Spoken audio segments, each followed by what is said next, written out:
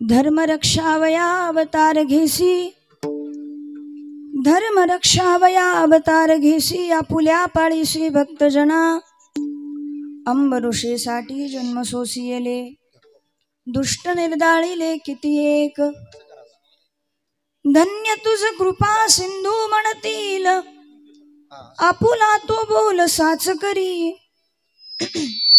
अंबऋषीसाठी जन्म सोसियले, दुष्ट निर्दाळीले किती एक, तुका म्हणे तुझ वर्णिती पुराणे, तुका म्हणे तुझ वर्णिती पुराणे, होय नारायणे दया सिंधू, अंबऋषीसाठी जन्म सोसियेले, दुष्ट निर्दाळीले किती एक, पांडुरंगा करू प्रथम नमन, पांडुरंगा करू प्रथम नमन, पांडुरंगा करू प्रथम नमन, चरण संतांचिया, दुसरे चरण संतांचिया, दुसरे चरण संतांचिया, त्यांच्या कृपेने केला विचार, त्यांच्या कृपेने केला विचार, बाबाजी सद्गुरुदास तुका, बाबाजी सद्गुरुदास तुका, पांडुरंगा करू प्रथम नमन, दुसरे चरण संतांचिया, भजे ब्रजैकमंडनं समस्त पाप खंडनं, स्वभक्त चित्तरंजनं सदैव नंदनंदनं, सुपिच्छ गुच्छ मस्तकं सुनाद वेणुहस्तकं, अनंगरंग सागरं नमामि कृष्णनागरं,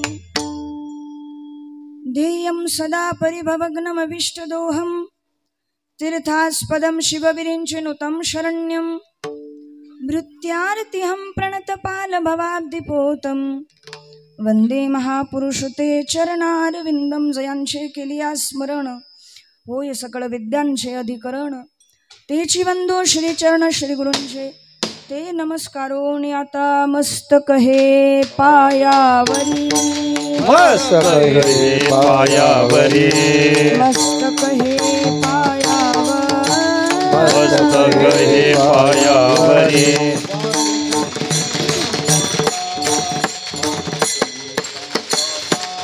वारकरी संतांच्या या वारकरी संतांच्या, वारकरी संतांच्या या वारकरी संतांच्या,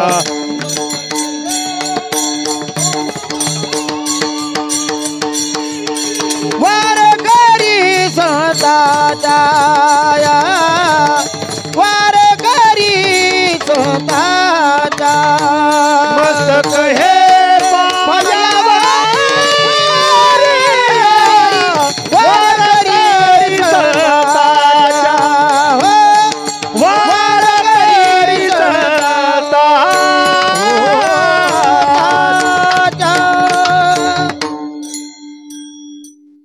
मस्तक हे पायावरी, या वारकरी संतांच्या विठ्ठल विठ्ठल विठ्ठल विठ्ठल विठ्ठल विठ्ठल विठ्ठल विठ्ठल, श्री ज्ञानदेव तुकाराम भगवान की जय, महाराज महाराज की जय, धर्म रक्षावया अवतार घेसी, धर्म रक्षावया अवतार घेसी, आपुल्या पाळीसी भक्तजना अंबऋषीसाठी जन्म सोसियेले, दुष्ट निर्दाळिले किती एक कीर्तन रूपी सेवेसाठी निवडलेला अभंग महान भगवत भक्त श्रीमंत संत वैराग्याची महामूर्ती वैराग्याचं ज्वलंत प्रतीक असणारे वैष्णव वरिष्ठ वेदनिष्ठ जगत उद्धारक जगद्गुरु श्री तुकोबाराया यांचा चार चरणाचा सर्वतोपरिचित असणारा अभंग आज आपल्या सेवेसाठी निवडलेला आहे। अभंगावर चिंतन करण्यापूर्वी अल्पहासा परिहार द्यायचा तो असा की आज या ठिकाणी आपल्या नारायणवाडी या गावामध्ये अतिशय उत्साहाचं वातावरण आहे। अतिशय उत्साहामध्ये आपण हा उत्सव साजरा करत आहेत, कारण उत्सवामध्ये उत्साह असावाच। उत्साहरहित जो उत्सव असतो तो काही मनाला समाधान देत नाही। तर हा उत्सव आपण या ठिकाणी आज एक दिवसीय असला तरी अतिशय कौतुक करावं आणि त्याला दृष्ट लागावी असा हा उत्सव आहे। आणि आजचा हा उत्सव सर्व साधू संतांच्या कृपा आशीर्वादाने सर्व महात्म्यांच्या असीम अनुकंपेने भगवंताच्या कृपेने भगवान श्री विश्वकर्मा जयंतीच्या उत्सवाच्या निमित्ताने आज ही कीर्तन सेवा या ठिकाणी आयोजित करण्यात आलेली आहे। आजच्या आपल्या या उत्सवाला शुभेच्छा म्हणून भेट म्हणून आदरणीय बाबांचंही या ठिकाणी आगमन झालेलं आहे। आमच्या सर्वांसाठी आम्हा सर्व साधकांसाठी आमची आई म्हणायला काही हरकत नाही।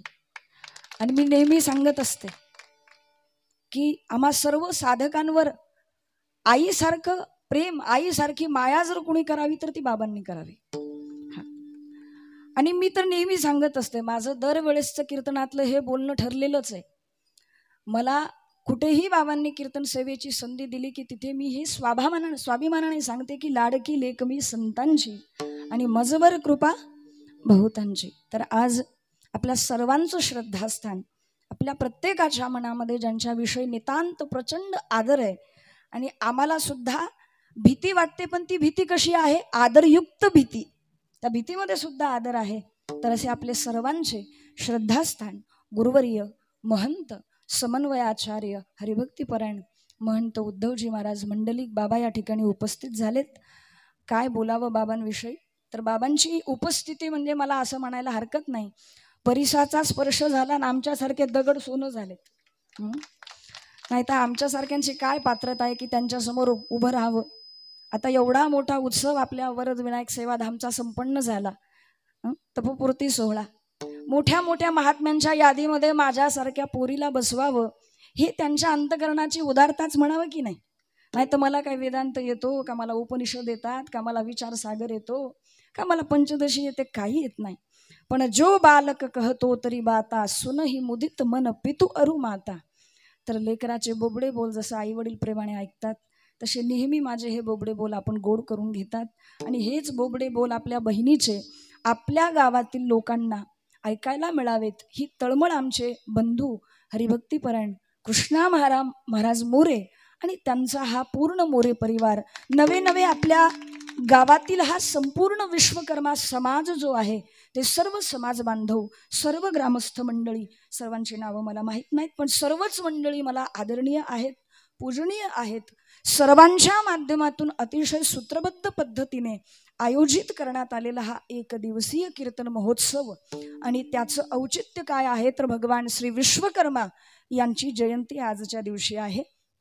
तर भगवान श्री विश्वकर्मा म्हणजे आपल्या सोप्या भाषेत सांगायचं झालं मायबापांनो तर या जगामध्ये सृजन निर्माण आणि शिल्पशास्त्राचा ज्ञाता म्हणून ज्यांच्याकडे पाहिलं जातं, नवे नवे शिल्पशास्त्राचा आविष्कार ज्यांनी केला, जगातला पहिला इंजिनियर, जगातले पहिले वास्तुकार आणि जगातले पहिले शिल्पकार जर कोण असतील तर ते भगवान विश्वकर्मा आहेत।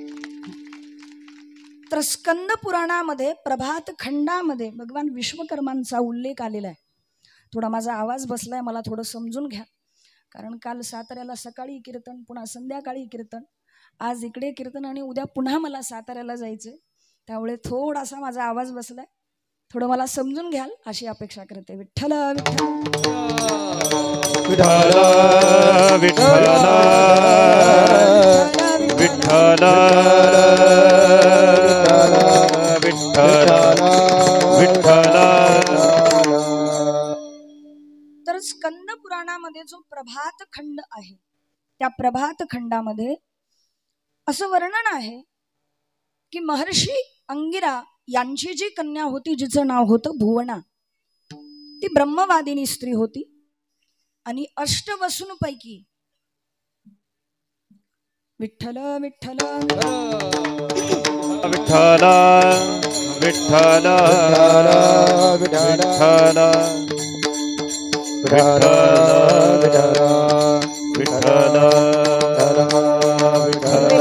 विठ्ठल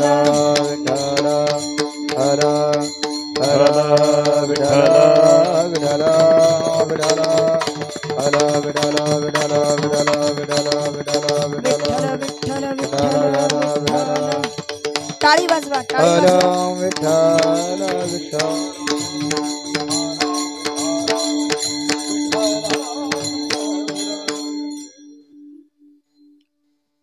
तर महर्षी अंगिरा यांची जी कन्या होती तिचं नाव होतं भुवना, ती ब्रह्मवादिनी स्त्री होती.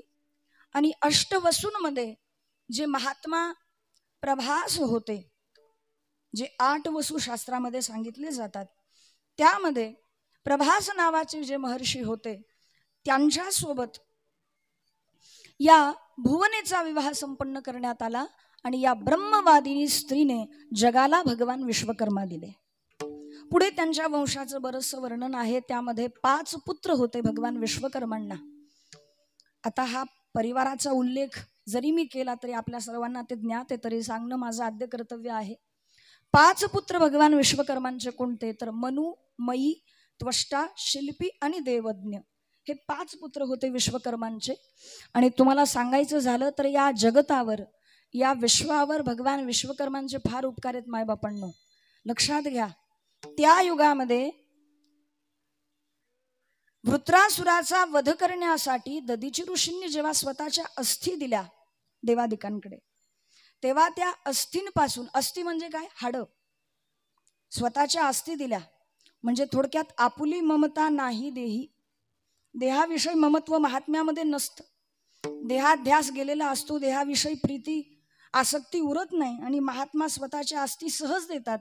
रामायणामध्ये एका चोपाईमध्ये गोड वर्णन आहे. परहित लागित जयी जो देही, परहित लागित जयी जो देही, परहित लागे जो जयी देही, परहित लागे जो देही. संतत संत प्रशंसिते, संतत संत प्रशंसिते.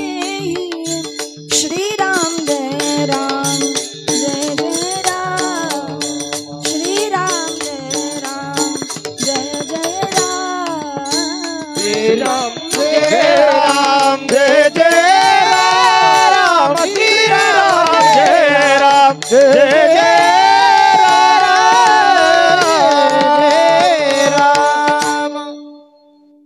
तुलसीदासजी वर्णन करतात की महात्मा दधीचींनी आपल्या अस्थी दिल्या म्हणजे काय, परहितासाठी आपल्या देहाचा त्याग केला. थोडक्यात परहित लागी तजई जो देही.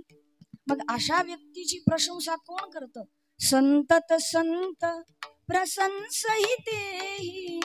मंगल भवन अमंगल हारी, द्रवहु सुदशरथ अजिर बिहारी. म्हणून म्हटलं जातं किसी के काम जो आए उसे इंसान कहते हैं, पराया दर्द अपनाए उसे इंसान कहते हैं.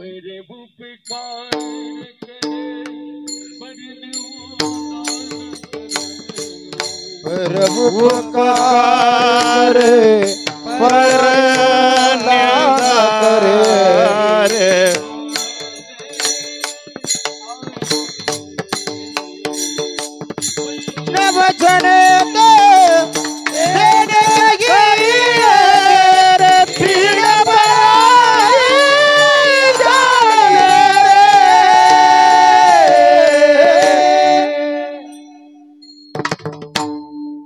वैष्णव जन तो तेने काही जे पीड पराई जाणे रे. दुसऱ्याची पीडा, दुसऱ्याची वेदना ज्याला आपली वेदना वाटते. माऊलींच्या भाषेत सांगायचं झालं तर जगाच्या सुखाने जो सुखावतो आणि जगाच्या दुःखाने जो दुःखी होतो, हे विश्वची माझे घर, ऐसी मती जयाची स्थिर, किंबहुना चराचर आपणची झाला. अशी वृत्ती ज्याची आहे त्याला साधू म्हणावं, त्याला महात्मा म्हणावं. म्हणजे काय? अयम निजः परो वेत्ती गणना लघुचेतसाम उदार चरितानाम तू वसुधैव कुटुंबक. हे विश्व ज्याचं कुटुंब आहे. ऐकताय ना पुरुष मंडळी? माझी भाषा कळते ना? हा, तुम्ही कीर्तनात बसता, चांगली गोष्ट आहे. मी नेहमी सांगत असते, लोक कीर्तनात बसतात पण कीर्तन त्यांच्यात काही बसत नाही. तुमच्यात बसू द्या, विनंती आहे. थोडं लक्षपूर्वक ऐका. तुम्ही विचलित झाले की मला असं वाटतं माझं काहीतरी चुकतंय की काय, म्हणून विचलित मानसिकतेने नाही, एकाग्रतेने. तुम्ही सुज्ञ आहात, सर्वच वयाने ज्येष्ठ श्रेष्ठ आहात, पण इकडे तिकडे बघू नका, माझ्याकडे लक्ष द्या. विठ्ठल विठ्ठल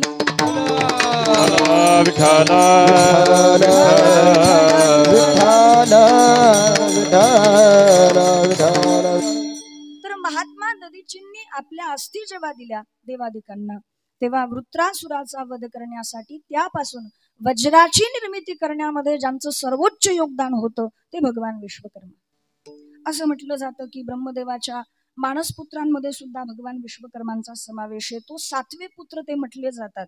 आता तुम्ही म्हणाल ताई तुम्ही हे मनाने सांगतायत का? तर नाही. आजच्या कीर्तनासाठी बरेच ग्रंथ मलाही उचकावे लागलेत. कारण कीर्तनकार होणं तुम्हाला वाटत असेल फार सोपं आहे की इथे उभं राहायचं आणि बगल पुराण सांगायचं, किंवदंती सांगायच्या. असं नसतं मायबापांनो. इथे जे बोलतात त्यांनाच माहिती आहे की कसं अध्ययन करावं लागतं. अगोदर साठवायचं, इथे आल्यावर वेळेवर आठवायचं, आठवल्यानंतर तुम्हाला पटवून सांगायचं म्हणजे पटवायचं, नाही पटवता आलं की कटवायचं म्हणजे डोक्यातून काढून टाकायचं. म्हणून मी नेहमी सांगत असते की यहा जो बोलते है ना उनको उनकी नानी का दूध याद आता है. एवढं काही सोपं नाही. आणि खरं सांगू का, क्षमा मागून बोलते, माझ्या आजूबाजूला सगळी ज्येष्ठ श्रेष्ठ महात्मा मंडळी बसलेत. खरं तर बोलणं एवढं सोपं नाही, पण खरं सांगते फार पाठांतर असतं काही लोकांचं, पण त्यांना व्यक्त होता येत नाही. काही लोकांकडे ज्ञान भरपूर आहे, प्रचुरता आहे ज्ञानाची, पण क्षमा करा, ज्ञान भरपूर आहे, प्रचुर ज्ञान आहे, विपुल आहे, पण ज्ञान शब्दामध्ये व्यक्त करता येत नाही का? तर शब्द दारिद्र्य. शब्द संपत्ती असल्याशिवाय माणूस शब्दामध्ये मांडू शकत नाही. आणि काही लोकांकडे भांडवल काहीच नाहीये, पण बोलण्यात एवढा पटाईत आहे, एवढा हुशार आहे की महाराज लोक म्हणतात ना, अहो याला एवढी कीर्तन. आता मी बोलू नये आता हा विषय, पण लोक सहज म्हणतात. त्याचं कारण आहे, जिथे ज्ञान आहे तिथे शब्द नाही, आणि जिथे शब्द आहे तिथे ज्ञान नाही. आणि मी असंही एका मोठ्या महात्म्याच्या मुखातून ऐकलंय की रामकृष्ण परमहंस हे उच्च कोटीचे म्हणजे परमहंस सिद्ध अवस्थेला पोहोचलेले महात्मा होते. आता सिद्ध संतांची जी वाणी असते ना, एक लक्षात घ्या, सिद्ध संत हे प्रवचन करत नाहीत. प्रवचन करणं आमच्या सारख्यांची काम आहेत. लोक आम्हाला म्हणतातच, तुम्हाला एवढेच धंदे आहेत, खाता पोळ्या, वाजवता टाळ्या आणि मारता आरोळ्या, स्वतःही झोपत नाही, आम्हालाही झोपून देत नाही, लोक आम्हाला म्हणतात. पण एक लक्षात घ्या, सिद्ध संत की वाणी हमें नहीं जगाती, उसकी क्रिया हमें जगाती है.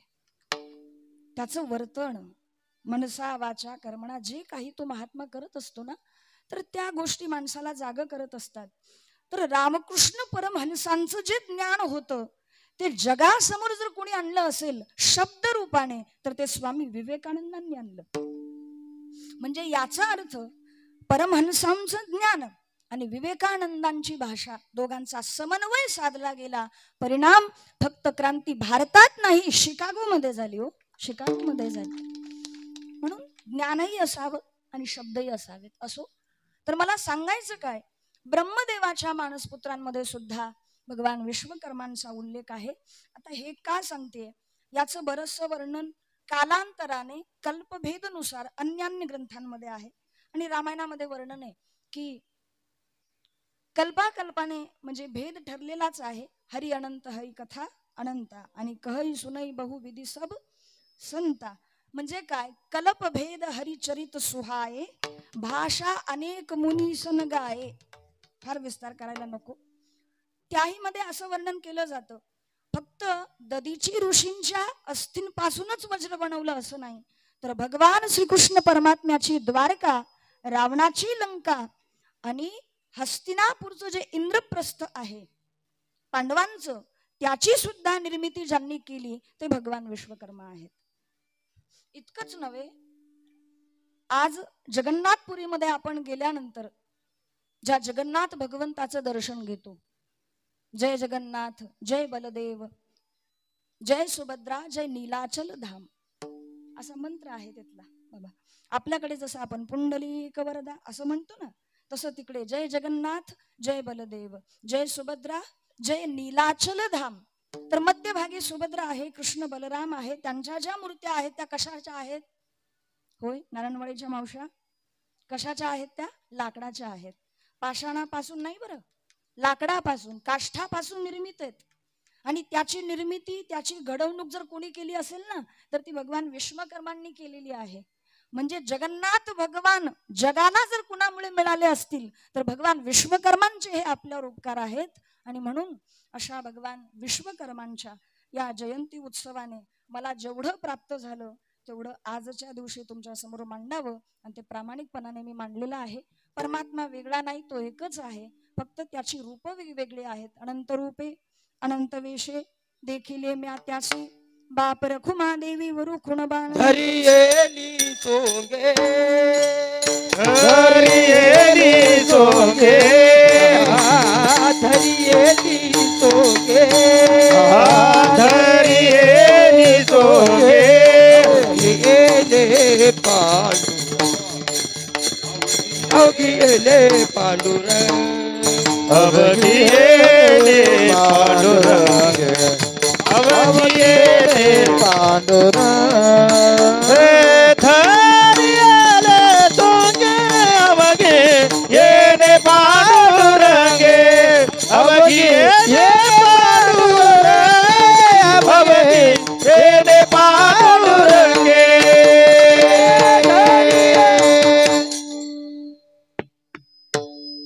किंवा अवताराच्या राशी तो हा उभा विटेवरी. 24 अवतार तर आपल्याला माहितीच आहे. जय जय मीन वराह कमठ नर, हरि बलि वामन परशुराम, रघुवीर कृष्ण कीर्ति जग पावन, बुद्ध कल्की अरु व्यास पृथु हरि हंस मन्वंतर,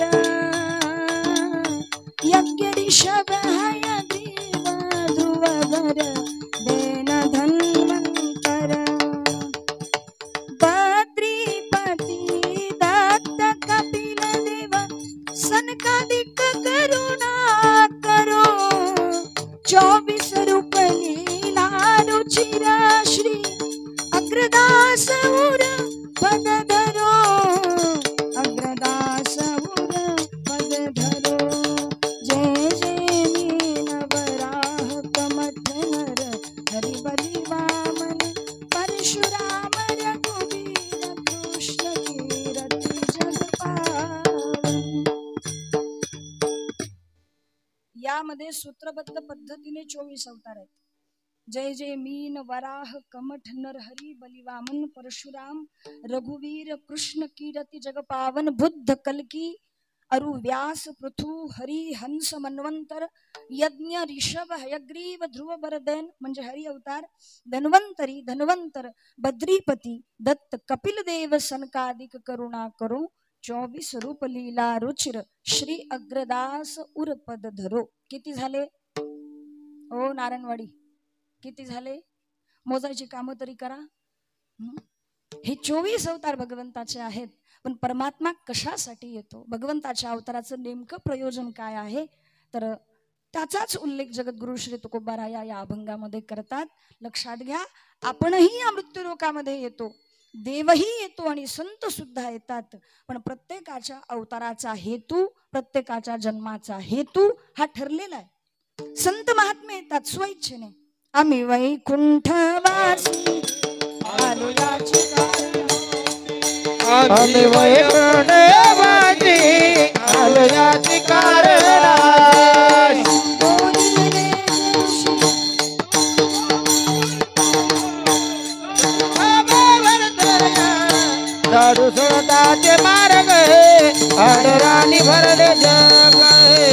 उद्दिष्टात भाग देश उरला दोषे खंडोबाची अग्नाची कारणाची बोलिले जे ऋषी ताचे भावे आम्ही वैकुंठवासी आवयाची कारणाची बोलिले जे ऋषी ओ सार भावे वरतया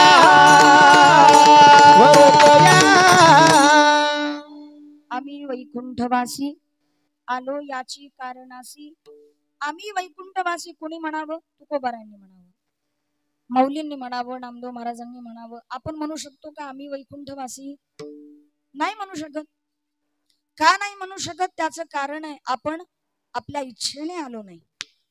येण्यामध्ये जाण्यामध्ये आपण स्वतंत्र नाहीयेत, आपण परतंत्र आहोत मायबापांनो. आपण या मृत्यूलोकामध्ये आलो अनिच्छेने आणि जाताना सुद्धा अनिच्छेने जाणार. जाण्याची इच्छा आहे का? जाण्याची इच्छा कुणाचीच नाही. मृत्यू तर निश्चित आहे. आया है सो जाएगा, राजा रंक और फकीर.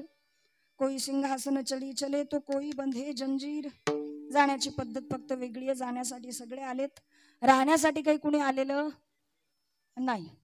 मी नेहमी सांगत असते की इस दुनिया में तुम्हारे पास जो कुछ भी है, ऐकताय ना, मान तरी हलवा ना. मग थोडी होकारार्थी नकारार्थी मान तरी हलवा. या जगामध्ये आपण आलो ना, आपल्याला जे काही मिळालेलं आहे ते आपलं नाहीये. ते काय आहे? अमानत. अमानत म्हणजे काय? धरोहर.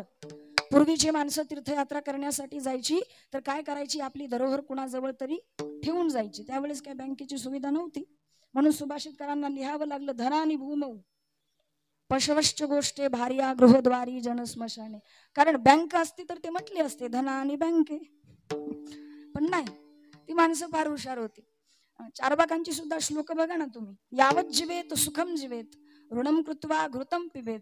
म्हणजे त्यावेळची नास्तिक माणसं सुद्धा जरा विवेकी होती. आता घृतम पिबेत लिहिलेलं, नशीब मदिरा पिबेत लिहिलेलं नाही.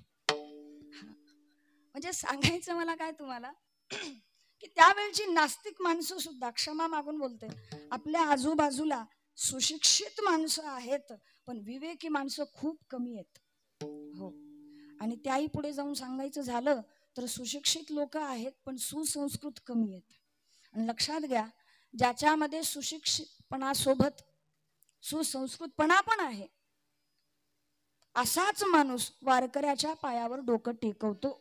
नाहीतर नुसता जो सुशिक्षित आहे तो वारकऱ्याच्या पायावर डोकं टेकवत नाही. श्री संताची ये माथा चरणावरी हे त्याला सुचत नाही, कारण ते रक्तात असावं लागतं, परिवारामध्ये ते संस्कार असावे लागतात. असो, तर काय सांगत होते मी की आपल्याला जे काही मिळालेलं आहे ती काय आहे? अमानत.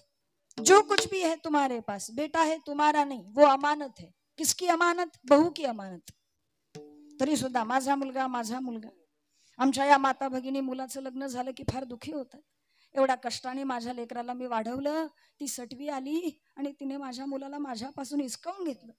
एक लक्षात घ्या, या जगाचा नियम आहे, स्वार्थ के सबही सगे बिन स्वार्थ को नाही, सेवे पंची सरस करू निरस भय उडी जाई. कशाला अडत बसतात? जोपर्यंत स्वार्थ आहे तोपर्यंत प्रेम करतील. एकदा स्वार्थ संपला की तुमच्याजवळ कोणी येणार नाही. मग त्या अगोदरच सावध व्हा. मुलगा आपला नाहीच आहे, बेटा तुम्हारा नहीं, वो बहू की अमानत है, बेटी दामाद की अमानत है, ये शरीर शमशान की अमानत है और ये जिंदगी मौत की अमानत है. तुम देखना, तुम्हारी आंखों के सामने बेटा बहू का हो जाएगा, बेटी को दामाद ले जाएगा, शरीर शमशान की राख में मिल जाएगा और जिंदगी मौत से हार जाएगी. क्या करोगे? कुछ नहीं कर पाओगे. म्हणून माणसाने नेहमी सावध राहावं. आपण या मृत्यूलोकामध्ये अनिच्छेने आलो, जातानाही अनिच्छेने आपण जाणार आहोत. आपलं जाणं निश्चित आहे. पण एक लक्षात घ्या, आपल्या येण्या जाण्याला काही प्रयोजन नाही, विशिष्ट हेतू नाही, उद्देश नाही. पण संत महात्मे आले, त्यांच्या येण्याला आणि जाण्याला काय आहे? उद्देश आहे. संत कशासाठी येतात? तुकोबाराय सांगतात, आम्ही कशासाठी आलो? धर्माचे पालन करणे, पाखंड खंडन हेची आम्हा करणे काम, बीज वाढवावे नाम. तसा परमात्मा सुद्धा येतो, त्याच्याही अवताराचं प्रयोजन ठरलेलं आहे. काय? जब जब जब होई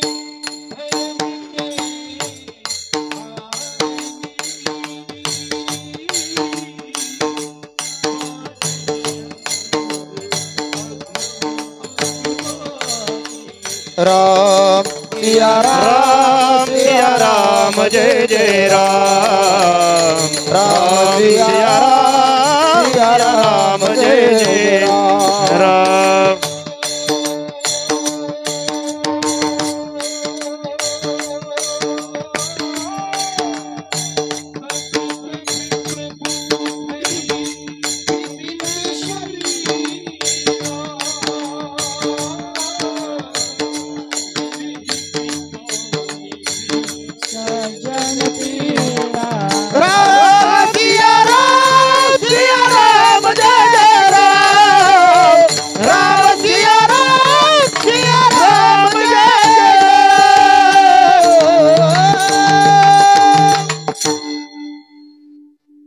जब जब होई धर्म के हानि बाढ़ही असुर अधम अभिमानी तब तब प्रभु धरि विविध शरीरा हरई कृपा निधि सज्जन पीरा मंगल भवन अमंगल हारी प्रभु सुदशरथ अजिर बिहारी। जब जब होई धर्म के हानी, जेव्हा जेव्हा धर्माला ग्लानी येते, अधर्म वाढतो, त्या त्या वेळेस परमात्मा येत असतो। अजून सांगायचं झालं तर जब संसार में खलबली मचती है तो बजरंग बली पैदा होता है। काय? जब तक दुनिया में खलबली नहीं आएगी बजरंग बली नहीं आएगा। छोटी मोटी खलबली जब आती है तो बजरंग बली खुद नहीं आता, अपने भक्तों को भेज देता है। तुम्ही म्हणाल खलबली, हो, खलबली म्हणजे प्रलयासारखी स्थिती जेव्हा उत्पन्न होते, प्रलय सदृश परिस्थिती जेव्हा निर्माण होते किंवा विघातक कृत्य जेव्हा होतात, बॉम्बस्फोट होतात ना, तेव्हा देव स्वतः येत नाही, भक्तांना पाठवतो। तुम्ही बघा 26/11/2008 या दिवशी मुंबई सारख्या शहरामध्ये दहशतवादी हल्ला झाला होता, माहिती आहे ना सर्वांना? हा, तुम्ही विचार करा, त्यावेळेस जे आर्मीचे कमांडोज होते, लष्करचे जे कमांडोज होते, जे आले होते त्या ठिकाणी, त्या सगळ्यांची नावं आपल्याला माहिती आहेत। संदीप उन्नीकृष्णन असतील, हेमंत करकरे असतील, तर त्या सर्वांचा विचार केला तर ते भगवंताने पाठवलेले भगवंताचे भक्तच होते असं म्हणायला काही हरकत नाही। आता तुम्ही म्हणाल ताई तुम्ही कुठला संदर्भ कुठे जोडतायत, ते काय देवाचे भक्त होते का? दादा, देवाचे भक्त नव्हते पण देशाचे भक्त तर होते। भले देवभक्त नसतील, देशभक्त तर होते ना। आणि एक लक्षात घ्या, माणसाने जीवनामध्ये एकतर देवभक्त व्हावं नाहीतर देशभक्त तरी व्हावं। पण आपला गोंधळ कुठे उडतो? आपण देवभक्त पण नाही आणि देशभक्त पण नाही, आपण कोणते भक्त? देशी भक्त। क्षमा मागून बोलते, असं बोलू नये पण काय करणार, लोकांना एवढं ओरडून सांगावं की बाबा ऐका आमचं, पण लोक ऐकत नाही। वाजत असे बोंब कोणी ऐकती कानी, हरी हरी न म्हणता तया थोर झाली आणि लोक एका कानाने ऐकतात, दुसऱ्या कानाने सोडून पण देतात। पण एक लक्षात घ्या, कोणती तरी भक्ती, एक तर राष्ट्रभक्ती आपल्यामध्ये असावी किंवा ईश्वर भक्ती तरी आपल्या हृदयामध्ये असावी, तरच जीवनाला अर्थ आहे। माणूस म्हणून जगण्याला अर्थ तेव्हाच आहे जर आपल्या जीवनामध्ये एक तरी भक्ती असावी। पण लोक तेवढ्या पुरता ऐकून घेतात, तेवढ्या पुरता उत्साह ऊर्जा संचार होतो कीर्तनामध्ये, आणि पुन्हा गेलं की ते स्मशान वैराग्य काही राहत नाही। एकदा का कीर्तनाचा प्रांत सोडला, ही जागा सोडली की महाराजांनी काय सांगितलं, आता तुम्ही बघा, कीर्तन झालं की तुम्ही उठणार आणि उठल्याबरोबर कपडे झटकणार, आणि कपडे झटकताना मी जे काही सांगितलं ते सुद्धा झटकून मोकळे होणार, आणि जाताना मला म्हणणार ताई तेरा तुझको अर्पण क्या लागे मेरा, असं म्हणून लोक मोकळे होतात। एक लक्षात घ्या, हे सगळं काही तुमच्यासाठी आहे। मी तर फक्त पोस्टमनची भूमिका बजावते, जे काही आहे ते संतांचे। वचन न मोडी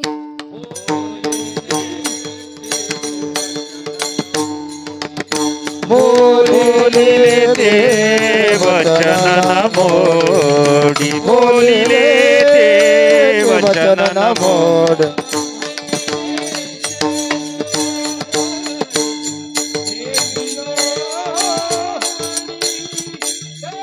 वचन न मोडी, बोलिले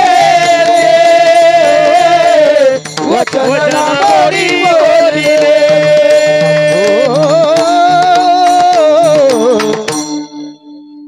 तुका म्हणे शेष सेवी नावडी, वचन न मोडी बोलिले ते। असो, सांगायचं मला काय माय बापांनो, की परमात्मा येतो, पण त्याने प्रयोजन ठरवलेलं आहे. काय ठरवलेलं आहे?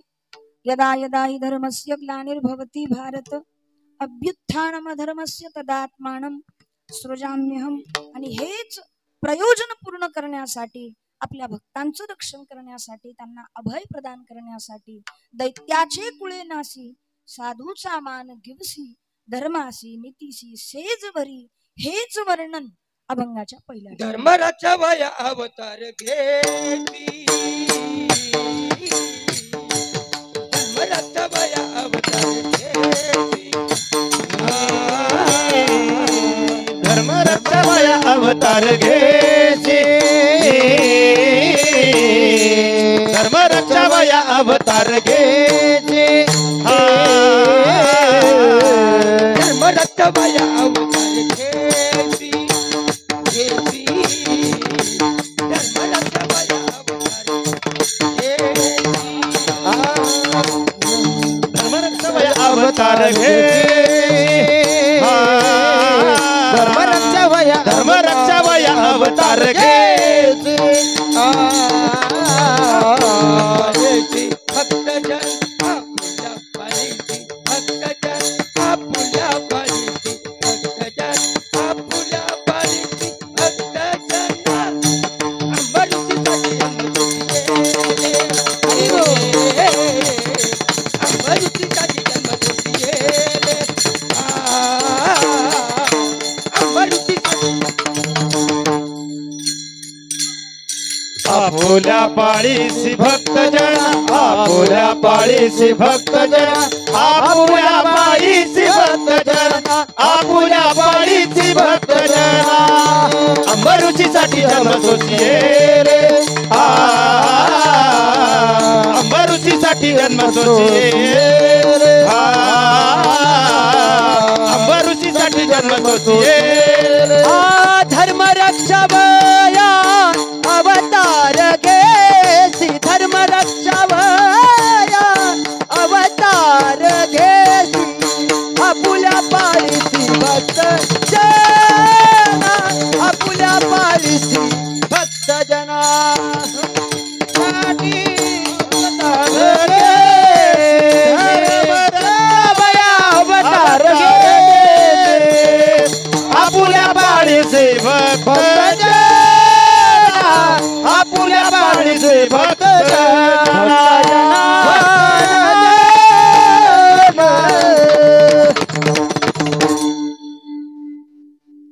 धर्मरक्षावया अवतार घेसी. तुम्हाला कौतुक म्हणून टाळ्या वाजवायच्या असतील तर मन मोकळ्या वाजवा. एवढी सुंदर चाल म्हटल्यानंतर तुम्हाला दाद द्यावीशी वाटते ना मायबापांनो, तर मोकळ्या टाळ्या वाजवा. कारण दाद द्यावी तर कशी द्यावी? मनापासून द्यावी, नाही तर देऊच नाही. कोणीतरी टाळी वाजवतंय ना आपण उग जीवावर आल्यासारखं टाळी वाजवतो असो. तर धर्मरक्षावया अवतार घेसी, आपुल्या पाळीसी भक्तजना. भगवान परमात्मा धर्माचं रक्षण करण्यासाठी येतो. बरं, संतांना नेमका कोणता धर्म अपेक्षित आहे त्याचं थोडंसं चिंतन करू. धर्म म्हणजे काय अगोदर हे समजून घ्या मायबापांना. धर्म म्हणजे काय? तर धर्म म्हणजे सत्य. आता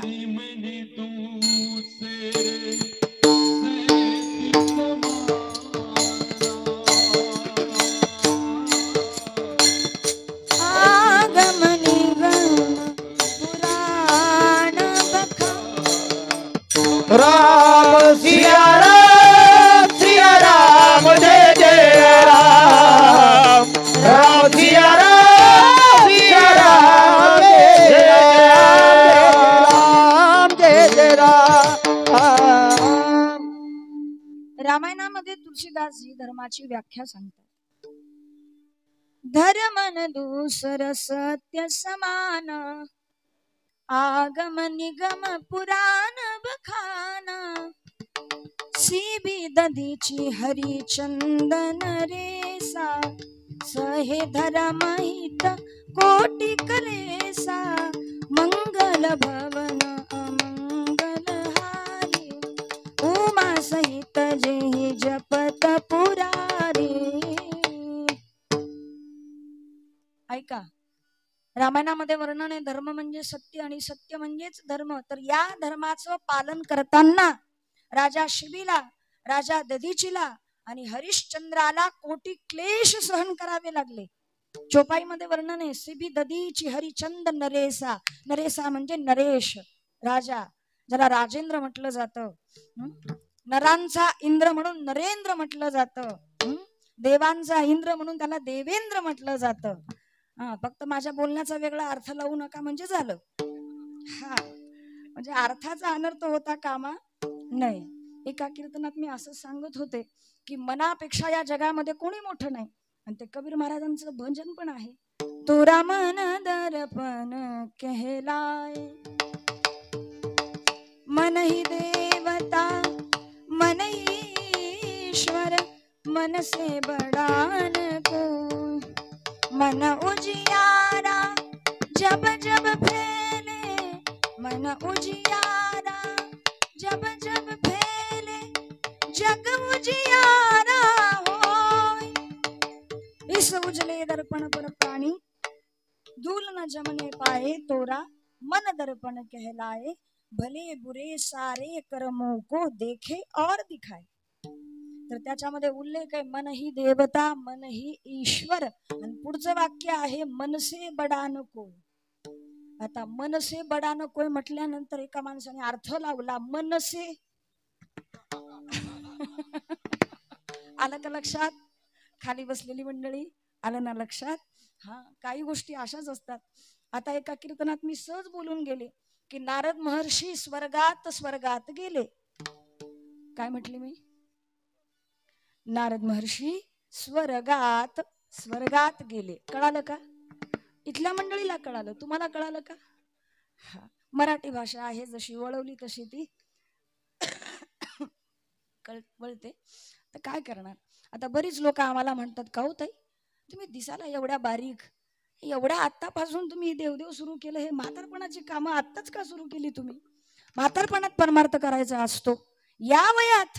आता प्रश्न विचारणारी किंवा बोलणारी व्यक्ती जेव्हा असं बोलते आणि बोलणारी व्यक्ती 65-70 वर्षाची असली की मी म्हटलं या वयात नाही, आपणही या वयात. लक्षात येतंय ना? काय नाही, फक्त भाषेची गंमत येते ती ज्याला कळाली. जसं कृष्णाचा जन्म झाल्यानंतर देवकी माता म्हणते वसुदेवजीला, काय म्हणते की माझ्या कान्हाचं कुणाच्या कानाला कळू देऊ नका. कान्हाचं कानाला, कान्हा म्हणजे कृष्ण, आणि कान्हाचं कानाला म्हणजे कुणाच्या कानापर्यंत जाऊ देऊ नका की कृष्ण जन्माला आलेला आहे. तर तसं नरेंद्र म्हणजे काय? नरांचा जो इंद्र आहे. तर काय सांगत होते मी? एवढं सगळं सांगता सांगता जे सांगायचं होतं तेच विसरले. सांगा बरं पुरुष मंडळी, काय सांगत होते मी? हा नाही, देवेंद्र सांगत होते, तुम्ही नको तेच लक्षात ठेवतात बुवा.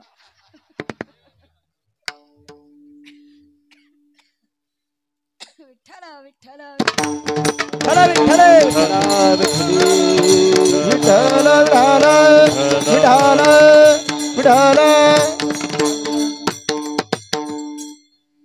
अजूनही कुणाच्याही लक्षात आलं नाही की मी काय सांगत होते. माझ्याही लक्षात नाही. आता ते विषय सोडून दिलेलाच बरा राहील. तर असो, सांगायचं काय? सिबी दधीची हरिचंद नरेसा हे सांगत होते मी. चोपाई मध्ये नरेश म्हणजे राजा म्हणून म्हटलं जातं. लोक खुशाल म्हणतात कीर्तन करणं सोपं आहे, याला म्हणतात रिकॉल मेमरी. एवढी काही सोपी नाहीये. पुन्हा दिवसभर इकडं तिकडं हिंडायचं आणि पुन्हा मूळ मुद्द्यावर यायचं. म्हणजे बैल दिवसभर कुठेही फिरला तरी जमतंय, पण संध्याकाळी खुंट्यावर आला पाहिजे. चोपाई मध्ये नरेशा हे सांगत होती मी की सिभी दधीची हरिचंद नरेसा आणि सहे धर्महित कोटी कलेसा. खरं सांगू का, विनम्रतेत राहिलं तर गोष्टी आठवतात, आणि थोडा जरी अहंकार आला ना तर नित्यपाठाचे श्लोक सुद्धा बऱ्याच वेळा आठवत नाहीत. म्हणून देव हळूच झटके देतो मध्ये मध्ये की सगळं जे चाललंय ते माझ्या कृपेने चाललंय, तू विनाकारण काही अहंकार करू नको, मी काही करू नको.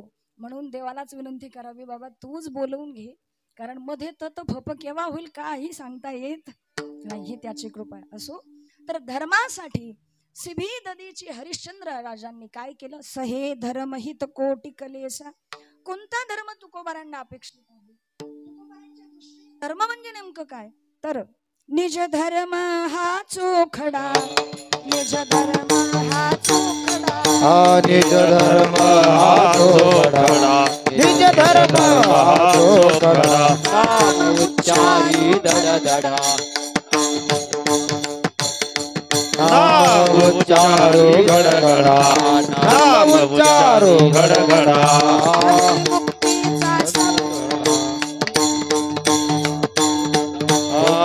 मुक्तीचा चोखडा, मुक्ती मुक्तीचा चोखडा, सिंधू तारक अभव सिंधू तारक, अभव सिंधू तारक, अभव सिंधू तारक, निज धर्म हा चोखडा, निज धर्म हा चोखडा, निज धर्म हा चोखडा, निज धर्म हा चोखडा, निज धर्म हा चोखडा, निज धर्म हा चोखडा, निज धर्म हा चोखडा, निज धर्म हा चोखडा, नाम उच्चारू घडघडा, भक्ती मुक्तीचा सवंगडा, हा भव सिंधू तारक. हा धर्म संतांना अपेक्षित आहे. संतांच्या दृष्टीने मानवाच्या जीवनाचा किंवा मानवाचा खरा धर्म काय असेल तर फक्त भगवंताची प्राप्ती त्याने करून घ्यावी, भगवंताचं भजन त्याने करावं. सकळ धर्माचे कारण नामस्मरण हरी कीर्तन. हा जो धर्म आहे तो टिकला पाहिजे, परोपकार टिकले पाहिजेत, धर्म टिकला पाहिजे, संस्कृती टिकली पाहिजे. कारण संस्कृती ही संतांनी दिलेली आहे आपल्याला. संस्कृतीचे निर्माते पण संत आहेत आणि संस्कृतीचे दान देणारे सुद्धा संत आहेत. देवाने बनवली प्रकृती. देवाने काय बनवली मायबापांनो? प्रकृती. संतांनी बनवली संस्कृती, पण मानवाने बनवली ती विकृती. काय फरक है बरं? खुद कमाना और खुद खाना ये है प्रकृति. सभी खुद कमाते हैं, खुद खाते हैं, इसमें कोई बड़ी बात तो है नहीं. तो खुद कमाना और खुद खाना ये प्रकृति है, दूसरों से छीन करके खाना ये विकृति है, लेकिन खुद कमाना और दूसरों को खिलाना ये संस्कृति है.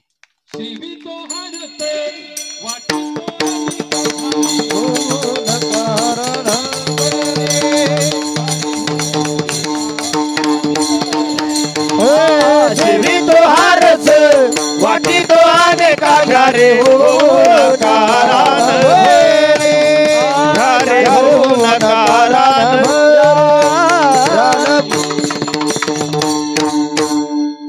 संतांना जे काही प्राप्त झालं ते संतांनी आपल्याला दिलं आणि दिल्याने त्याची वृद्धी होत असते. मग ते पारमार्थिक आनंद असेल म्हणजेच सेवितो हार सवाटी तो अनिका, घ्यारे हो नका रान भरी ते संतांनी जगाला दिलं. आणि म्हणून असा जो धर्म आहे तो टिकावा, सुरक्षित राहावा, यासाठी परमात्मा सुद्धा अवतार घेतो. म्हणून धर्म रक्षावया अवतार घेसी, आपुल्या पाळीशी भक्तजना. भक्तांसाठी परमात्मा येत असतो, कारण भक्त देवाला फार आवडतात. किती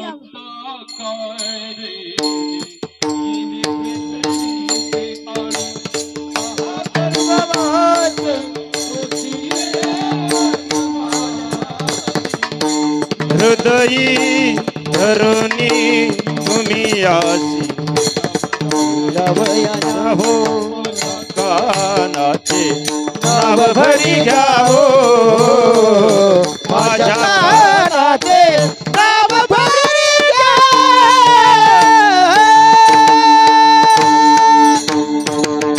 दत्ता कारणे येणे घेतली से आळी. म्हणजे 10 गर्भवास भगवंताने सहन करावेत. फक्त कुणासाठी? भक्तासाठी. हरकत नाही, तुमचं जे पाठ आहे ते माझं पाठ नाही, माझं जे पाठ आहे ते तुमचं पाठ नाही. म्हणून तुम्ही मला समजून घ्या, मी तुम्हाला समजून घेते. झाकलेली मूठ 1.25 लाखाची. खूप सुंदर साथ आहे. सगळीच महाराज मंडळी परिचयाची आहेत, काही जुनी मंडळी आहेत. आज बऱ्याच वर्षानंतर या कीर्तनाच्या माध्यमातून ज्यांचं सुंदर असं गायन आम्हाला ऐकायला मिळालं, असे हरिभक्तीपरायण रविदास आबा जगदाळे. खूप वर्षानंतर आज त्यांची भेट या ठिकाणी झाली आणि त्यांच्या सोबतीलाच असणारे हरिभक्तीपरायण प्रकाश महाराज नाईकवाडे. तर त्यांचंही खूप चांगलं गाणं आहे, गोड गाणं आहे. आमच्यापेक्षा वयाने मोठे असून सुद्धा आपल्या लहान बहिणीचं कीर्तन नेहमी उत्सुकतेने ऐकणारे, बाबांच्या समवेत बसलेले हरिभक्तीपरायण बाबा महाराज मोरे सुद्धा या ठिकाणी उपस्थित आहेत. आणि आज या ठिकाणी बाबानंतर जे महात्मा या ठिकाणी उपस्थित झाले ते आदरणीय गुरुवर्य रमेशानंद गिरीजी महाराज. बाबांसाठी पण जोरदार टाळी वाजवा. आणि सर्वांची नावं मला माहीत नाही, पण सर्वच आदरणीय गुरुजन मंडळी आहेत. दोन्ही मृदंग वादक एवढे सुंदर आहेत, वातावरण एवढं छान आहे, असं वाटत नाही पहिलं वर्ष आहे म्हणून.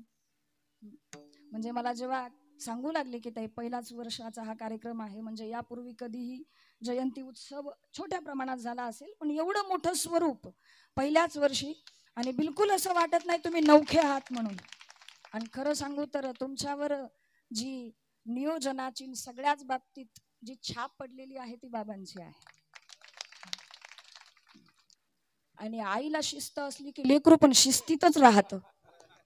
आईच एवढी शिस्तप्रिय आहेत की आमच्यासारख्यांना सुद्धा कीर्तनात उभं राहिल्यानंतर जरा जपून बोलावं लागतं, जपूनच बोललं पाहिजे. बाबांना जायचं होतं पण तरी सुद्धा बाबा बसलेत आणि कीर्तन ऐकतायत. आणि मला तर काहीच येत नाही, उभं काहीतरी गप्पा आणण्याचं काम करते मी. तर सगळेच माझे वारकरी वैष्णव बंधू सर्वांच्या चरणी नतमस्तक होते. आपल्या सर्वांचं कौतुक जसं व्हावं तसं नाहीच होते. सगळेच विनेकरी ज्येष्ठ श्रेष्ठ, कुणी नाराज होऊ नका, मला सर्वांची नावं माहित नाहीत. विठ्ठल विठ्ठल विठ्ठल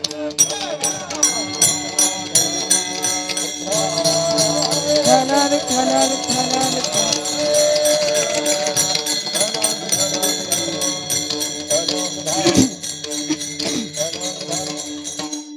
तर भक्त देवाला किती आवडतात, आपुल्या पाळीसी भक्तजना. मी फार विस्तार करत नाही, वेळ आपल्याला कमी आहे. भक्त देवाला किती आवडतात. श्रीमद भागवताच्या 11 स्कंदामध्ये भगवान उद्धवजीला सांगतात की न तथा मे प्रियतम आत्मयोनिर्न शंकरः न च संकर्षणो न श्रीर्नैवात्मा च यथा भवान. याचा अर्थ काय की भक्त मला किती आवडतात. मला माझा भाऊ संकर्षण आवडत नाही. संकर्षण म्हणजे बलरामजी. माझा जो आत्मज आहे ब्रह्मदेव, माझा पुत्र, तो सुद्धा मला आवडत नाही. माझी आत्मा म्हणजे भगवान शंकर आहेत, ते सुद्धा मला आवडत नाही. एकाएकाचा उल्लेख आहे. न तथा मे प्रियतम आत्मयोनिर्न शंकरः.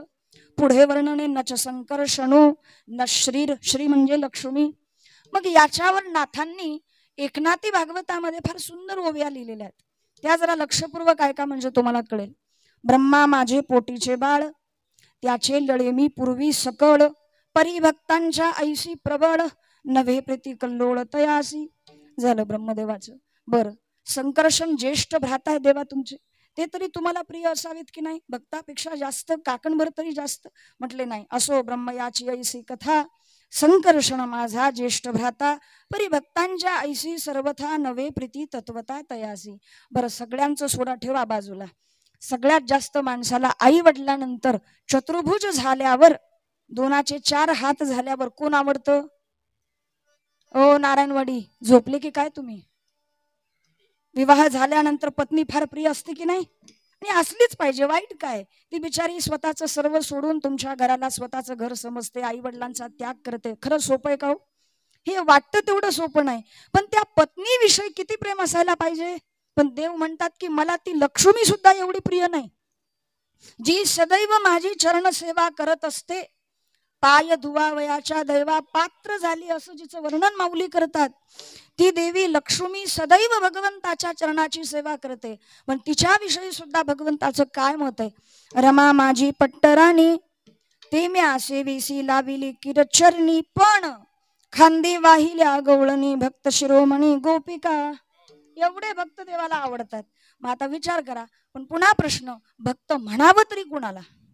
आपुल्या पाळीसी भक्तजना मान्य, पण भक्त कुणाला म्हणावं? जो देवापासून कधीही मनसा वाचा कर्मणा विभक्त होत नाही, त्याला भक्त म्हणावं. आणि तेच भक्त देवाला आवडतात. अशाच भक्तांचं जे काही असेल काम, योगक्षेमम वहाम्यहम, पण कुणाचंही नाही. अनन्याश्चिंतयन्तो माम ये जनाः पर्युपासते तेषां नित्याभियुक्तानां. आणि योगक्षेमम, कुणाचंही काम करत नाही देव. ज्याची वृत्ती अशी आहे, तुका म्हणे भार घातली यावर, तुका म्हणे भार घातली यावर.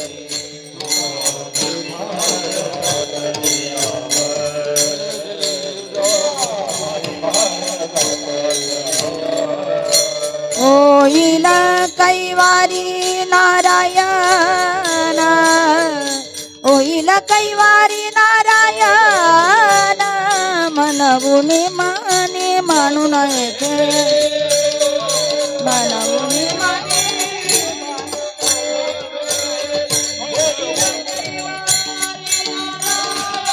नारायण, मनवून माने मानून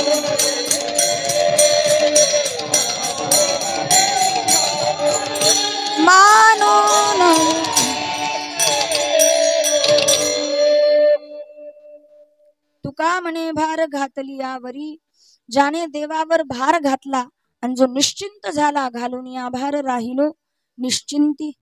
किंवा तुका म्हणे घालू तयावरी भार, बरेचशी प्रमाण आहेत. असा जो भक्त आहे तो देवाला फार आवडतो आणि त्याच भक्तासाठी हे वाक्य लागू आहे, आपुल्या पाळीसी भक्त जना.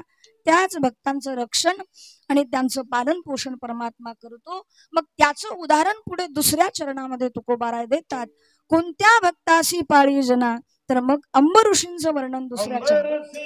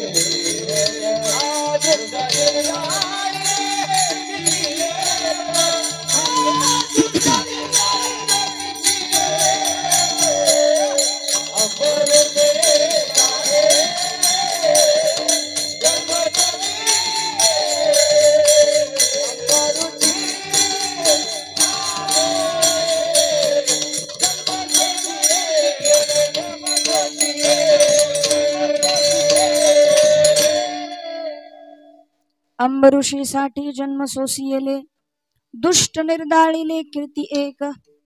अंबऋषीसाठी म्हणजे अंबरीशासाठी. ऐका, श्रीमद भागवतामध्ये 9व्या स्कंदामध्ये हे वर्णन आहे की अंबरीशासाठी म्हणजे दुर्वासा जेव्हा आले होते, सर्वांना कथाभाग माहिती आहे की दुर्वासा ऋषींनी अंबरीशाला जाळण्यासाठी कृत्या सोडली होती. आणि ती कृत्या जेव्हा अंबरीशाकडे येते तेव्हा आपल्या भक्ताला होणारा त्रास देवाला सहन झाला नाही. हरिजनाची कोण न घडावी निंदा, सहात गोविंदा नाही त्यासी. भक्ताला दिलेला त्रास देवाला सहन होत नाही. म्हणून खऱ्या माणसाने, खऱ्या वारकऱ्याने या दोन गोष्टींपासून नेहमी दूर राहावं. ऐका बरं पुरुष मंडळी, माता भगिनी, लक्ष द्या.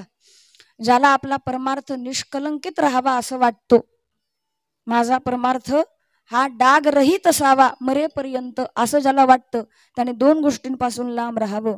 एक तो चंदा और दुसरी निंदा. चंदा म्हणजे पैसे मागणं लोकांकडे, त्याला हिंदी भाषेमध्ये चंदा म्हणतात. या तो लोगों से चंदा लेना बंद करो या फिर किसी की बुराई करना बंद करो. चंदा आणि निंदा या दोन गोष्टींचा त्याग ज्याने केला त्याची भक्ती निष्कलंक भक्ती होते. लोकांनी दिलं घ्यावं, स्वतःहून आलेलं तर संन्याशाने सुद्धा घ्यावं असं शास्त्रकार सांगतात. हा, पण आपल्या स्वार्थासाठी मात्र कुणाला काही मागू नये. तर या दोन गोष्टी आपण सांभाळल्या पाहिजेत. आणि म्हणून देवाला भक्ताची केलेली निंदा आवडत नाही, भक्ताला दिलेला त्रास आवडत नाही. उलट भगवान म्हणतात तुम्हाला निंदा स्तुती काय करायची ती माझी करा, माझ्याशी शत्रुता करा, माझ्याशी मित्रता करा, भक्त का वैरिया व्हावे माझी याची, पण भक्ताला त्रास देऊ नका. म्हणून साधूची कुणाचीच निंदा करू नये, पण लोकांना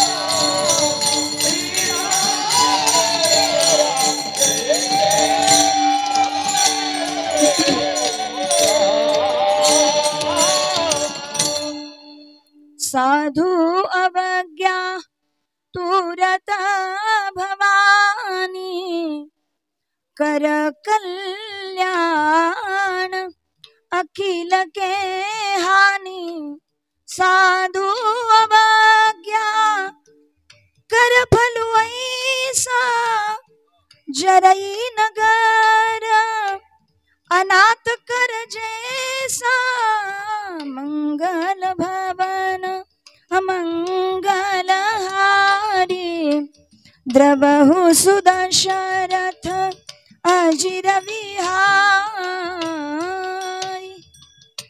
साधु अवज्ञा तुरत भवानी कर कल्याण अखिल के हानी. म्हणून साधूची निंदा करू नये माणसाने. पण एक लक्षात घ्या, निंदा करणारा जरी भेटला तरी साधू त्या निंदकाला सुद्धा मित्र बनवल्याशिवाय राहत नाही. साधू निंदक मित्र हमारा निंदक को नियरे ही राखो होऊन देऊ निहारा.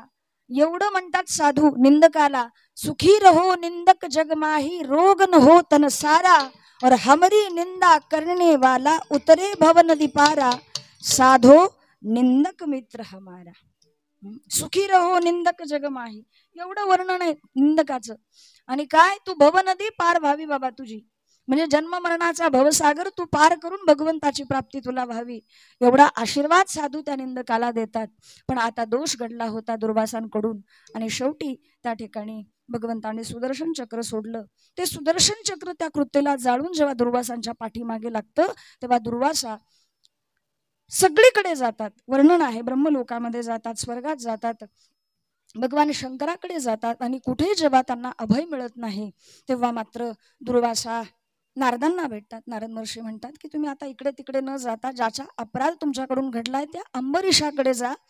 आणि भक्ताचा स्वभाव आहे तो दुसऱ्याचा अपराध कधी लक्षात ठेवत नाही, तिथे तुम्हाला क्षमा मिळेल.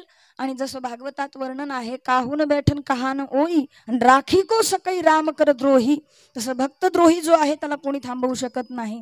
दुर्वासा अंबरीषाकडे येतात त्यावेळेस भगवान त्या ठिकाणी प्रकट होतात आणि भगवान सांगतात दुर्वास ऋषींना की दुर्वासा अहम भक्त पराधीनो यह स्वतंत्र इव द्विजः साधुभिर्ग्रस्त हृदयो भक्तरी भक्त जनप्रिय.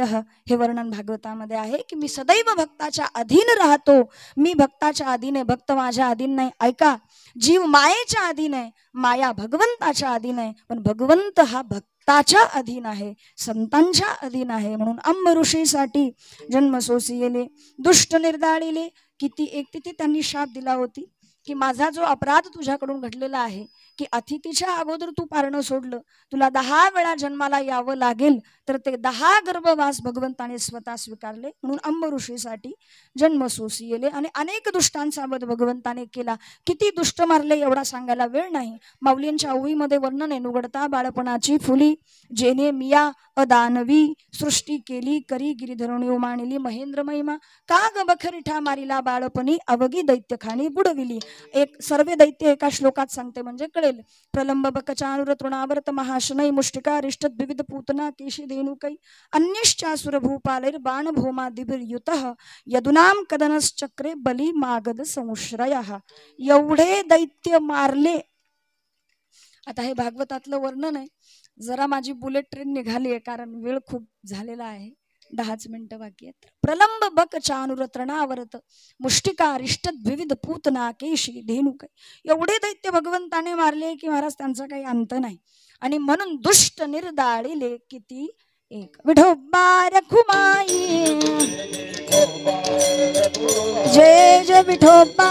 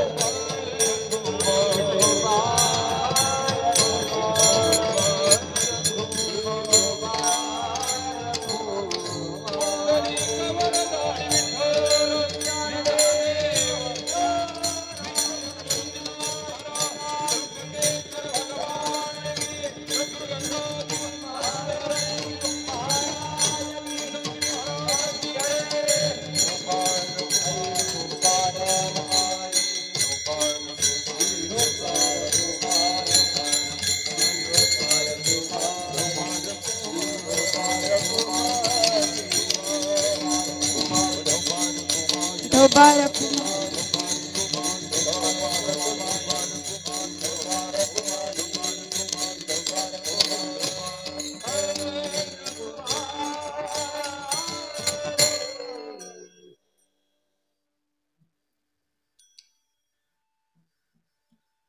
अंबऋषीसाठी जन्म सोसियले दुष्ट निर्दाळिले किती एक.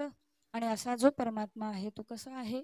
कृपा सिंधू आहे. धन्य तुझं कृपा सिंधू म्हणतील आपुला तू बोल साच करी. तुकोबाराय म्हणतात तो कृपा सिंधू आहे. किती कृपा आहे भगवंतामध्ये, किती करुणा आहे. ज्या शिशुपालाने 100 शिव्या दिल्या त्याही शिशुपालाचा उद्धार भगवंताने केला. जी पुतना मारण्यासाठी आली त्या पुतणीला सुद्धा भगवंताने सायुज्य मोक्ष प्रदान करावा. अहो बकीयम स्तनकालकूटम जिघांसया पाय यदप्य साध्वी लेभे गतिम धातृचितां ततोऽन्यं कं वा दयालुं शरणं व्रजेम. श्रीकृष्ण गोविंद हरे मुरारे हे नाथ नारायण वासुदेव. असा तो परमात्मा मारणाऱ्या पूतनेला आणि शिशुपालाला ऐसिया अपराधिया शिशुपाला आपण पया ठाऊ दिगला गोपाळा. आणि उत्तांचरणाचे या बाळा काय ध्रुवपदी चाड. म्हणून वर्णन करतात मौली तू वासनकादिकाचे निमाने सायुज्जू सौरू सुकेला पुतणे विषाचेनी स्तनपाने मारू आली. धन्य तुझ कृपा सिंधू म्हणती. म्हणून देवा आपुला तू बोल साच करी. तू कसा आहे? दीनानाथ आहे, दीनबंधू आहेस. म्हणून तुझं जे ब्रीद आहे आपुला तू बोल म्हणजे तुझं जे ब्रीद आहे ते पूर्ण कर. साच कर म्हणजे सत्य कर. आणि अशा परमात्म्याचं वर्णन पुराणांनी करावं. देवा तुझी महती मी काय वर्णन करावे. सारद से समहे सबिधी आगम निगम पुराण. सारद से समहे सनिधि आगम निगम पुराण.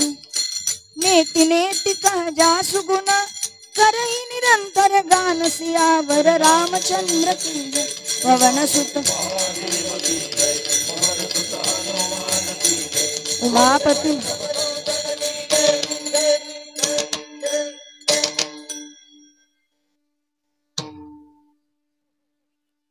सारद शेष महेश विधि आगम निगम पुराण. नेति नेति कह जासु गुण करही निरंतर गान. म्हणजे काय? वेद जया गाती श्रुती नेती नेती म्हणती न इति न इति. श्रुती भगवतीने त्याचं वर्णन करावं. भागवतामध्ये सुंदर वर्णन आहे. वेदस्तुती आहे. जय जय जय जामजित दोष गृभीत गुणाम त्वमसि यदात्मना समवरुद्ध समस्त भगः अगज कदोकसामखिल सत्यवबोधकते क्वचिद जयात्मना चचरतोनुचरे निगम. हा वेदस्तुतीतला पहिला श्लोक. मग श्रुती भगवतीने ज्याचं वर्णन करावं असा तो परमात्मा 12-16 जनी हरिसी नेनती म्हणून फिरती रात्रंदिवस सहस्त्रमुखांचा वर्णिता म्हणजे भगवान शेष. सहस्त्रमुखांचा वर्णिता भागला. मग अशा त्या परमात्म्याचं वर्णन पुराणांनी करावं. उदार तू हरी ऐसी कीर्ती चराचरी अनंत हे थोरी गरजता ते पोवाडे. तेच वर्णन अभंगाच्या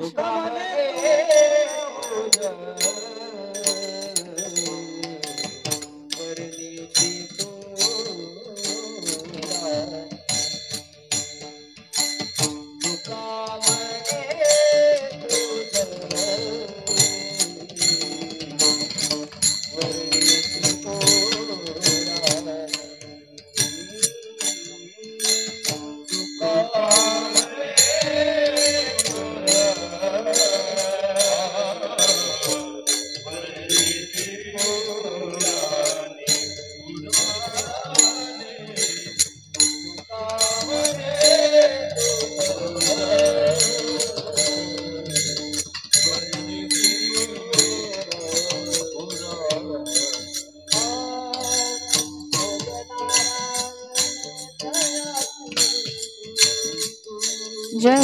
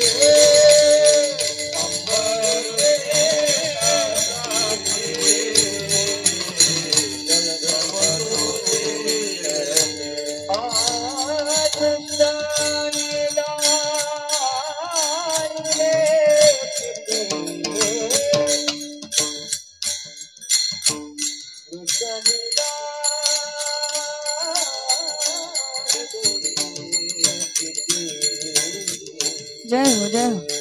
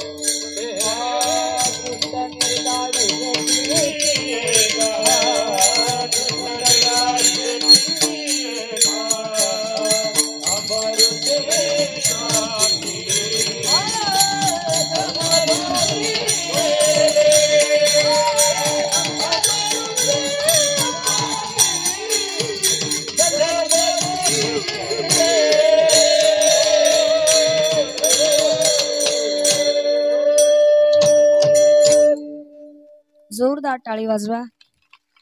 खूप सुंदर अप्रतिम असं सगळ्यांचं गाणं आहे. काय वर्णन करावं या मंडळीचं. एवढी सुंदर साथ मिळाली. उत्कृष्ट अत्युत्कृष्ट म्हणायला हरकत नाही. बऱ्याच ठिकाणी चांगली साथ मिळत नाही आणि ती साथ पाहून असं वाटतं पांडुरंगा यापेक्षा चिकनगुनियाची साथ बरी. पण तुम्ही खरं सुंदर साथ केली. सुंदर असं नियोजन या ठिकाणी करण्यात आलेलं आहे. तर तुकोबाराय म्हणतात, तुका म्हणे तुझं वर्णी ते पुराणे, होय नारायण दया सिंधू. तर अशा प्रकारे यथामती यथावकाश धावता वेगाने अभंगाच्या चारही चरणाचा भावार्थ माझ्या अल्पमतीने जेवढं काही मला त्यावर बोलता आलं बोलण्याचा प्रयत्न माझ्या मतीने केला. आज या ठिकाणी भगवान श्री विश्वकर्मा यांच्या जयंती उत्सवाच्या निमित्तानं हे कीर्तन या ठिकाणी आयोजित करण्यात आलं. तर ह्या नारायणवाडीतील सर्व विश्वकर्मा समाज जो आहे त्या समाजासाठी आणि सर्व बांधवांसाठी ज्यांनी ज्यांनी या नियोजनामध्ये आपलं योगदान दिलं आणि भरभरून अथक परिश्रम केले त्यांच्यासाठी एकदा जोरदार टाळी वाजवा. तर संपूर्ण विश्वकर्मा समाज किंवा मोरे परिवाराच्या वतीने आपल्याला यानंतर अन्नदान सुद्धा आहे. जसं आपण सर्वांनी ज्ञानदानाचा लाभ घेतला तसा अन्नदानाचा सुद्धा लाभ घ्यायचा आहे. आता विठोबा झाला मावशांनो, आता पोटोबा करायचा आहे बरं का. हां, आणि आता झालेली सेवा माऊलींच्या चरणी मी समर्पित करते. बोलण्याच्या अवघात वाणी दोषामुळे माझं काही चुकलं असेल तर क्षमा असावी. सुंदर असा साऊंड आहे दादा, तुमचेही धन्यवाद. खूप सुंदर सहकार्य केलं. माझा आवाज बसलेला असताना मी त्यांना म्हणणार होते सुरुवातीला मला बेस मुळात आहे आवाज बसल्यामुळे करणार काय, कारण थोडंसं व्हायरल इन्फेक्शन वगैरे झालं की आवाज खराब होतो. शक्यतो आवाज माझा खराब होत नाही, फार संयम नियम आम्ही ठेवतो, कधीतरी वातावरणाचा परिणाम होतो. पण आपण खूप चांगलं सहकार्य केलं आणि विशेष म्हणजे बाबासुद्धा खुणवत होते थोडा आवाज वाढवा. माझं बारीक लक्ष असतं. तर आपण सर्वांनी खूप चांगलं सहकार्य केलं. सर्वांना अंतकरणापासून धन्यवाद आणि सर्वांना धन्यवाद देऊन ही सेवा माऊलींच्या चरणी, पंढरीनाथाच्या चरणी, भगवान विश्वकर्मांच्या चरणी समर्पित करते आणि माझ्या वाणीला विराम देते. करविली तैसी केली कटकट वाकडी की नीट देव जाणे ज्ञानेश्वर